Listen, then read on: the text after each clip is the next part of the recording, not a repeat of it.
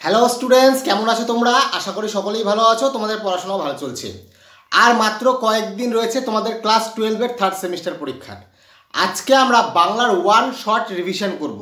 তোমরা এখনও যারা বাংলা পড়া শুরু করোনি, এই ভিডিওটির মাধ্যমে তোমাদের বাংলা সম্পূর্ণ পড়া হয়ে যাবে এবং রিভিশনও হয়ে যাবে। সুতরাং ভিডিওটি তোমাকে শেষ অবধি দেখতে হবে, বিনা স্কিপ করে দেখতে হবে। আমি উজ্জ্বল তোমাদের সকলকে স্বাগত জানাই knowledge history and study YouTube প্ল্যাটফর্মে। প্রথমে আমরা জানবো আদরিণী গল্প সম্পর্কে। আদরিণী গল্প কে লিখেছে? প্রভাত কুমার মুখোপাধ্যায়। গল্পটি ঠিক এরকমই। একদিন সকালে জয়রাম মুখোপাধ্যায় তার বাড়িতে বসে আছে, ওরকম সময় নগেন ডাক্তার এবং কুঞ্জবিহারী উকিল তার সাথে দেখা করতে আসে। এবার দেখা করতে আসে একটা প্রশ্ন করে। প্রশ্নটা কি? যে আপনি কি পীরগঞ্জের থেকে নিমন্ত্রণ পেয়েছেন? এবার এটা শুনে জয়রাম মুখোপাধ্যায় খেপে যায়, বলে কেন পাবো না? আমি তাদের এস্টেটের 20 বছর ধরে বাধা মুক্তার। এই প্রশ্নগুলি কিন্তু আসতে পারে, ঠিক আছে? আমাকে কেন নিমন্ত্রণ করবে না? বলছে না না, আমি ওরকম বলছি না যে তোমাকে নিমন্ত্রণ করে নাই, যে আপনি যাবেন তো। তখন ওরা বলতেছে যে হ্যাঁ যাব, কেন যাব না। পীরগঞ্জে মেজবাবুর মেয়ের বিয়ে, তাই এইটা নিমন্ত্রণ পাইছে কিনা এটা জানতে চাইছে। তাই এইবার জয়রাম মুখোপাধ্যায় বললো যে যাবো তো ঠিকই, কিন্তু এত দূর, কিন্তু আমাদের কাছারিও কামাই যাবে। তখন জয়রাম মুখোপাধ্যায় ওদের জিজ্ঞাসা করলো যে তোমরা কি যাবা? তখন নগেন ডাক্তার বললো যে যাওয়ার তো আমারও ইচ্ছা, কিন্তু এত দূর যাইতে পারবো কি না। তখন ওরা দুজন বলতেছে যে আপনি কিছু ব্যবস্থা করেন, যে আপনার সাথে তো এতদিনকার সম্পর্ক। তখন জয়রাম মুখোপাধ্যায় বললো ঠিক আছে, আমি তাহলে একটা রাজাকে চিঠি লিখবো, চিঠি লিখে হাতি যাব, যদি হাতি পাঠায় তাহলে হাতি করেই যাব। তো এই বলে ওরা চলে গেল। পরের দিন রবিবার। এবার রবিবার জয়রাম মুখোপাধ্যায় ঘটা করে আহ্নিক পূজা করে বেলা 9টা অবধি। প্রতিদিন করে অল্প করে, কিন্তু রবিবার করে 9টা অবধি। এইবার তারপর আহ্নিক পূজা করে নিয়ে তারপর তার ভৃত্যকে বললো যে যা একটু কাগজ কলম নিয়ে আমি একটু চিঠি লিখে দিই। তা চিঠি লিখলো, চিঠি লিখে তিনি রাজবাড়িতে পাঠিয়ে দিলেন ভৃত্যর দ্বারা। তা এরপরে আবার কুঞ্জবিহারী এবং যে নগেন ডাক্তার আসছে ওর বাড়িতে, জয়রামের বাড়িতে। তো তারপর বললো যে কী ব্যাপার, কী হয়েছে? তো তখনই ভৃত্য চিঠি নিয়ে আসছে, যে উত্তর নিয়ে আসছে যে রাজা মশাই বলছে যে না হাতি পাঠাবো না, বলছে বিয়ে বাড়ির নিমন্ত্রণ কিসের জন্য হাতি পাঠাবো, তোমরা গরু গাড়িতে আসো। এবার জয়রাম মুখোপাধ্যায় এটা দেখে শুনে একটু খেপে গেছে, কারণ জয়রাম মুখোপাধ্যায় একদম খালি হাতে আসছে শহরে। ওর আদি বাড়ি ছিল যশোহরে। প্রশ্ন আসতে পারে যে জয়রাম মুখোপাধ্যায় আদি বাড়ি কোথায় ছিল? যশোহরে। তো এইখানে এসে খাইটে তিনি প্রতিষ্ঠিত হয়েছে। তো জোয়ানকালে খুব রাগী ছিল, যে হাকিমদেরও কথা শোনা দিত। এবার মাথার মধ্যে রাগ চাপে গেছে। তো বলছে ঠিক আছে, যদি বিয়ে বাড়ি যাইতে হয় আমি হাতি করেই যাব, নাহলে আমি যাবই না। তো ভালো কথা। এবার ও ভৃত্যকে বলছে দেখ আশেপাশে কোথায় কোথায় হাতি পাওয়া যায় না যায়, দেখ কোন জমিদারের হাতি বিক্রি করবে। তো এরকম একটা হাতি পাইছে উমাচরণ জমিদার, ঠিক আছে? তার হাতিটা পাইছে, কিন্তু তার হাতিটা বাচ্চা, কিন্তু দাম রাখছে অনেক। কত দাম? 2000 টাকা। তো বলছে ঠিক আছে, কুছ পরবা নেই, কিনবো আমি, টেনশন নেই। তো হাতি কিনছে। হাতি কিনেই গেছে বিয়ে বাড়িতে। তো বিয়ে বাড়িতে যাওয়ার পর ফেরার সময় রাজাবাবুর সাথে দেখা করে আসছে, রাজামশাইয়ের সাথে। রাজামশাইকে দেখা আসছে, দেখেন আপনি দিলেন না, আমি তো নিয়ে আসছি হাতি। তো এইভাবে 5 বছর চলে যায়। তারপর আস্তে আস্তে জয়রামের কাজকর্ম তো ভাটা পড়ে, কামাই কমতে থাকে। কারণ ও মুক্তার ছিল, এবার উকিলরা সব ক্লায়েন্ট নিয়ে নিচ্ছে। তো আস্তে আস্তে ওর খরচা বাড়তেছে, কিন্তু আয় হচ্ছে না। এবার মূলধন যেটা সঞ্চিত টাকা ছিল, ব্যাংকে টাকা ছিল, সেটার মধ্যে হাত পড়তেছে। এবার অনেকে বলতেছে যে হাতিটার খরচাটা এক্সট্রা হচ্ছে, হাতিটাকে বিক্রি করে দাও। কিন্তু জয়রাম মুখোপাধ্যায় বলতেছে না। ওই সময় ওর নাতনিরও বিয়ে ঠিক হয়ে গেছে। নাতনির নাম কি? কল্যাণী। পাত্রপক্ষ যেই টাকাটা যৌতুক চাচ্ছে, সেই টাকাটা জয়রামের কাছে এখন দেওয়া সম্ভব না। তো এবার চিন্তা করলো যে আমি হাতিটা বিক্রি করে দিই। প্রথমে বামুনহাটের মেলায় পাঠাইলো, হাতি বিক্রি হলো না। তারপর আবার রসুলগঞ্জের মেলায় পাঠাইলো। তখন রসুলগঞ্জে যাওয়ার পথে হাতিটার খুব শরীর খারাপ হলো এবং হাতিটা মারা গেল। তো এই খবরটা জয়রাম মুখোপাধ্যায়কে দিয়েছে চিঠি মারফত।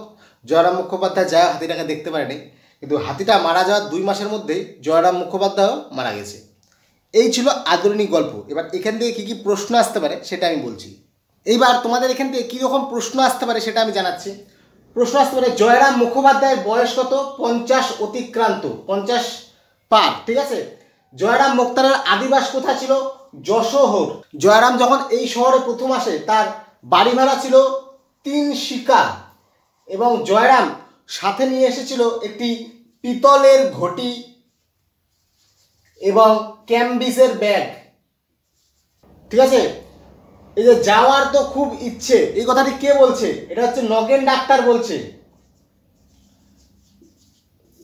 কখন বলছে? যখন জয়রাম মুখোপাধ্যায় জিজ্ঞেস করলো যে আপনারা কি যাবেন, নগেন ডাক্তার বললো যাওয়ার তো খুব ইচ্ছে, কিন্তু এতদূর কী করে যাব। তখন জয়রাম মুখোপাধ্যায় বললো ঠিক আছে, দেখি আমি হাতি পাঠানোর একটা আবেদন লিখি। এবার গরুটা এরে বাছুর প্রসব করলো। কোন গরু? গরুটার নাম কি? মঙ্গলা। এবং এরে বাছুরের নামটা কার নামে দিয়েছিল? ডেপুটি। প্রশ্ন এখানেও আসতে পারে, এরে বাছুরের নাম কার নাম অনুসারে দেওয়া হয়েছে? ডেপুটির নামে। কি হয়েছিল? একদিন জয়রাম মুখোপাধ্যায় এজলাসে একটি মামলা লড়ছিল ডেপুটির বিরুদ্ধে। এবার জয়রাম মুখোপাধ্যায় ডেপুটির বিরুদ্ধে যেই সব দলিল দিচ্ছিল, তর্ক দিচ্ছিল, হাকিম সাহেব তা সব নাকচ করছিল। এবার জয়রাম মুখোপাধ্যায় খেপে গেছে। এবার বলে যে আমার স্ত্রী যতটা আইন জানে হুজুর তো দেখি তাও জানে না। এবার হাকিম সাহেব শুনে ফেলেছে। এবার হয়ে গেছে আদালতের অবমাননা। জয়রামের জরিমানা হয়েছিল আদালত অবমাননার জন্য 5 টাকা। এবার জয়রাম মুখোপাধ্যায় বলে না, আমি এই 5 টাকা দিব না। এই 5 টাকা জরিমানার হুকুম রদ করার জন্য সে 1700 টাকা খরচ করছে। যে 5 টাকা আমি জরিমানা দিব না, এর পরিবর্তে আমি 1700 টাকা এটাকে রদ করার জন্য খরচা করব। এবার প্রশ্ন আসতে পারে যে জয়রাম মুখোপাধ্যায় পাশা খেলা দেখতেন কোথায়? বৈঠকখানায়। জীবনের শেষ এজলাস।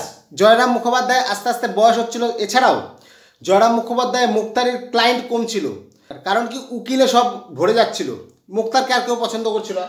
তো জীবনের শেষ এজলাসে তার ছিল খুনের মামলা, এবং তার যে ক্লায়েন্ট ছিল মক্কেল, তাকে তিনি বেল পাওয়াইছিল, মানে জামিন করাইছে। হাতি ভাড়া। জয়রাম মুখোপাধ্যায় আস্তে আস্তে কামাই কমলো, কিন্তু হাতি খরচ তো বাড়তেই ছিল। তো এবার জয়রাম মুখোপাধ্যায় হাতি ভাড়ার একটি অ্যাডভার্টাইজমেন্ট লিখলেন, যার জন্য ছিল হাতির ভাড়া হবে 3 টাকা। কল্যাণীর বিবাহ। কল্যাণীকে জয়রাম মুখোপাধ্যায়ের নাতনি, তার বয়স কত ছিল? 12 বছর। এবং কল্যাণীর বিয়ের দিন কত ঠিক হয়েছিল? 10ই জ্যৈষ্ঠ। জয়রাম মুখোপাধ্যায় হাতি ভাড়ায় সর্বাধিক আয় কত হতো? 15 থেকে 20 টাকা। আর খরচা কত হতো? 30 থেকে 40 টাকা। ঠিক আছে। হাতিকে বিক্রি করার চিন্তা করলো। প্রথমে পাঠাইলো বামুনহাটের মেলায়। হাতিকে কি খাওয়াছিল? রসগোল্লা। কিন্তু বামুনহাটের মেলায় সেটা বিক্রি হলো না, হাতি চলে আসলো। এরপর রসুলগঞ্জের মেলায় নিয়ে যাওয়ার চিন্তা হলো, কিন্তু রসুলগঞ্জে যাওয়ার পথেই তো তার মৃত্যু হইল। হাতি কিনেছিল, কোথার থেকে কিনেছিল? বীরপুরের জমিদার, নাম কি? উমাচরণ লাহিড়ী। দাম কত নিয়েছিল? 2000 টাকা। কুছ পরবা নেই, এটা কখন বলেছিল? কে বলছিল? এটা বলছিল জয়রাম মুখোপাধ্যায়। যখন ওর ভৃত্য এসে বলছে যে উমাচরণ লাহিড়ীর কাছে একটা হাতি আছে, কিন্তু দাম 2000 টাকা, তখন বলছিল কুছ পরবা নেই, হাতি কিনবো তো কিনবোই। হাতি তোর গোদা পায়ে নাতি, এটা কি? এই যখন জয়রাম মুখোপাধ্যায়ের বাড়িতে হাতি আসছিল, তখন কিছু বালক ব্যঙ্গ করে এই কথাটা বলছিল, হাতি তোর গোদা পায়ে নাতি। এটা শুনে যে জয়রাম মুখোপাধ্যায়ের যে বাড়ির লোক, তারা খুব অপমানিত বোধ করছে, এবং ওই বালকদের তারা দিচ্ছিল, যা এখান থেকে, তোরা হাতিটাকে এরকম বলতেছিস। এবার হাতি বরণ কে করছিল? জয়রাম মুখোপাধ্যায়ের জ্যেষ্ঠ পুত্রবধূ। তাকে সিঁদুর দিয়ে বরণ করছিল, পায়ে জল দিছিল, এবং খেতে কি দিছিল? কলা। হুজুর বাহাদুরেরই হাতি, এটা কে বলছে? কাকে বলছে? এটা কি বলছে? হচ্ছে জয়রাম মুখোপাধ্যায়।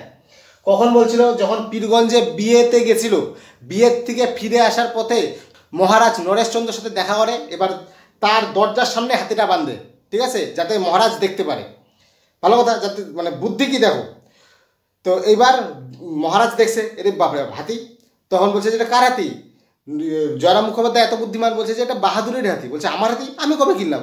বলে না, কিনছি আমি, যেহেতু আপনার পয়সাতে কিনছি, আমি আপনার দ্বারা প্রতিপালিত হই, তাই এটা আপনারই হাতি। মহারাজ একটু লজ্জাবোধ করলো যে আমি ওকে হাতি চড়তে দেনে, ও হাতি কিনে নিয়ে আসছে। এই হচ্ছে বুদ্ধি। তো এইসব প্রশ্নই আসবে, ঠিক আছে, এরকমই প্রশ্ন আসবে। এইবার ধর্ম কে লিখছে? শ্রীজাত। আব্দুল করিম খাঁর ধর্ম কি? গান। আইনস্টাইনের ধর্ম কি? দিগন্ত পেরোনো।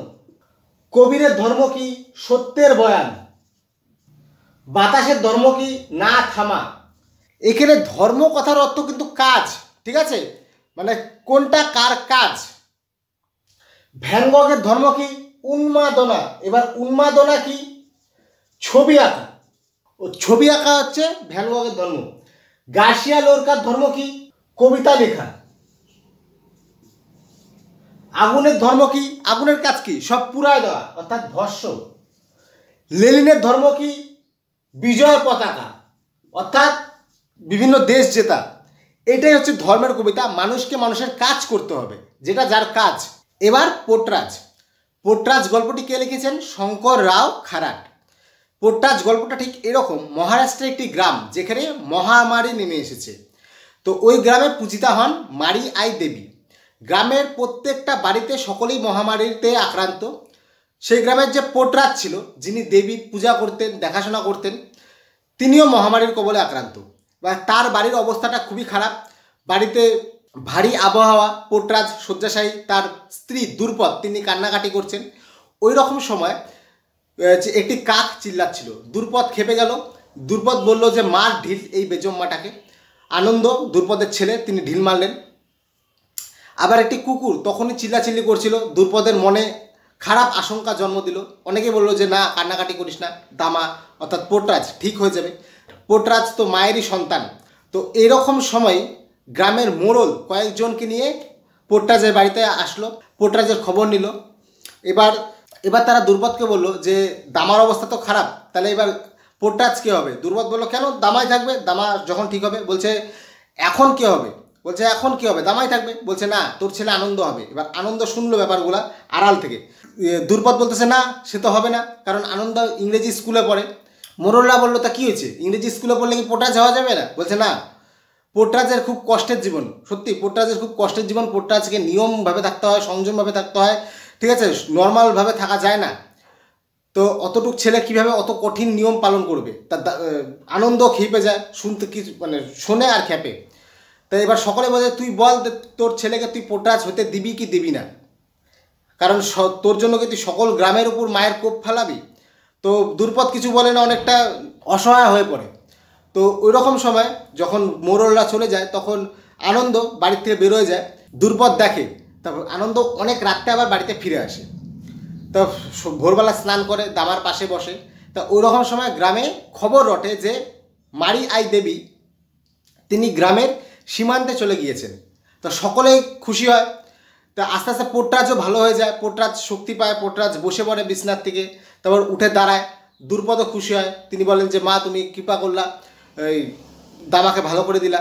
দামা পায়েস খাইলো। তো ওরকম সময় মারি আই দেবীকে নিয়ে মিছিল বেরোয়। ওরকম সময় আনন্দ দুর্পদের কানে কানে বলে যে মারি আই দেবীকে আমি গ্রামের সীমান্তে রেখে আসছি। তো দুর্পদ বলে যে এই কথাটা আর কাউকে বলবি না, আমাকে বলছিস, নাহলে কিন্তু গ্রামের লোক তোকে পিটাবে। তো এই ছিল পোটরাজের গল্প। এবার এইখান থেকে কীরকম প্রশ্ন আসতে পারে সেটা আমরা আলোচনা করব। এবার এখান থেকে কী কী প্রশ্ন আসতে পারে? প্রথমে আসতে পারে মার বেজম্মাটাকে এটা কে বলেছিল? দুর্পদ। কাকে বলেছিল? কাককে। কাকটা কোথায় বসেছিল? নিম গাছে। এছাড়াও আবার বলতে পারে যে দামার দরজায় চিৎকার জুড়ে দিল কে? কুকুর। এবার কুকুর আর কাকের চিৎকার শুনে সকলের মনে ভয়ের আশঙ্কা ধরল। রাত্রেবেলা কি চিৎকার করছিল? শেয়াল। কাকটিকে ঢিল কে মারছিল? আনন্দ। মারি আই দেবীর স্নান, এখানে মারি আই দেবীর স্নানের কথা বলছে। মারি আই দেবীকে কি দিয়ে স্নান করা হতো? দুধ ও দই। মারি আই দেবীকে সবুজ শাড়ি পরানো হতো। মারি আই দেবীকে ছাগল বলি দেওয়া হতো। যদি ছাগল না পাওয়া হতো তাহলে কুকুর অর্থাৎ মুরগা বলি দেওয়া হতো। মারি আই দেবীর দরজায় রক্তের ছড়া দেওয়া হতো। কপালে হলুদ এবং কুমকুমের তিলক করা হতো। দুর্পদ মন্দিরের দিকে তাকিয়ে হাত জোর করে প্রার্থনা করেছিল। ঠিক আছে। এই যে রাত্রিতে চিৎকার কে করছিল? শেয়াল। সূর্য উঠার পর আনন্দ কি করে? ওই যে আনন্দকে সবাই পোটরাজ হওয়ার কথা বলে, আনন্দ রাত্রেবেলা বেরোয় যায়। তারপর কি করে? মারি আই দেবীকে স্থানান্তরিত করে দেয় গ্রামের সীমানায়। এবং সকালে কি করে? সকালে হচ্ছে নদীতে স্নান করে দামার পাশে বসে। এই যে মারি আই দেবীর চোখ কি ছিল? রূপার। ঠিক আছে, এইসব প্রশ্নই আসবে। এবার দিগ্বিজয় রূপকথা, এটি কে লিখেছেন? নবনীতা দেবসেন। দিগ্বিজয় রূপকথাটি একটি এমন কবিতা যেটিকে মানে বুঝতে হবে। বলছে যে রক্তে আমি রাজপুত্র। এখানে রাজপুত্র বলতে সকলকে বোঝানো হয়েছে। জননী আমার দুঃখিনী। দিগ্বিজয়ে যেতে হবে, অর্থাৎ সফল হতে হবে জীবনে। সাজিয়ে দিলেন দুয়োরানী। এবার আমার ক্ষেত্রে সফল হতে হবে, আমার কাছে সেই সরঞ্জাম নাই। কি নাই? কবচকুণ্ডল, তীর, ধনুক, শিরস্থান। কবচকুণ্ডল কার কাছে ছিল? কর্ণের কাছে। তার বরপ্রাপ্ত ছিল যে কবচ কুণ্ডল থাকলে তাকে কেউ কোনোদিন মারতে পারবে না। সেই বলটি আমার কাছে নেই, ঠিক আছে, কোনো সরঞ্জাম নেই। আছে কি? আশীর্বাদ। এই আশীর্বাদ কটি? দুটা। একটি জাদু অশ্ব, যার নাম দিয়েছে বিশ্বাস। বিশ্বাস আছে আমার কাছে যে আমি করতে পারবো। এই জাদু অশ্ব বিভিন্ন জায়গায় বিভিন্ন রূপ নেয়, যেমন সমুদ্রতে, সিন্ধুতে সপ্ত ডিঙ্গা হয়ে যায়, মরুভূমিতে হয়ে যায় উট, মরুভূমির জাহাজ, মরুভূমি পার করতে গেলে উট হতে হবে। তেপান্তরে হয়ে যায় পক্ষীরাজ। আরেকটি নাম দিয়েছে মন্তপ্রুত অসি, একে নাম দিয়েছে ভালোবাসা। তার মানে দুটি অস্ত্র আছে, একটি বিশ্বাস এবং আরেকটি ভালোবাসা। অর্থাৎ মানুষকে ভালোবেসে জয় করতে হবে। সফল হতে গেলে বিশ্বাস রাখতে হবে এবং প্রাণে ভালোবাসা রাখতে হবে। এই কথাটাই এই কবিতার মাধ্যমে বলেছে। এই ছিল তোমাদের বাংলার ওয়ান শট রিভিশন। ইতিহাসের স্টুডেন্টদের জন্যও কিন্তু ওয়ান শট রিভিশন করে দেওয়া রয়েছে। তোমরা প্লেলিস্টে গিয়ে দেখবে, আলাদা করে প্লেলিস্ট করা হয়েছে ওয়ান শটের জন্য। লেখা আছে class 12 third semester one shot. সেখানে ইতিহাসের অনেক অধ্যায় করে দেওয়া রয়েছে, আরও অধ্যায় আসবে। ভিডিওটি ভালো লাগলে অবশ্যই একটি লাইক করবে, চ্যানেলটিকে অবশ্যই সাবস্ক্রাইব করবে, বন্ধুদের সাথে শেয়ার করবে। এছাড়াও ডেসক্রিপশনে আমাদের টেলিগ্রাম গ্রুপের লিঙ্ক দেওয়া রয়েছে, সেখানে গিয়ে অবশ্যই জয়েন হয়ে যাবে। দেখা হচ্ছে পরের আরেকটি ভিডিওতে। ততক্ষণে ভালো থাকো, সুস্থ থাকো, জয় হিন্দ।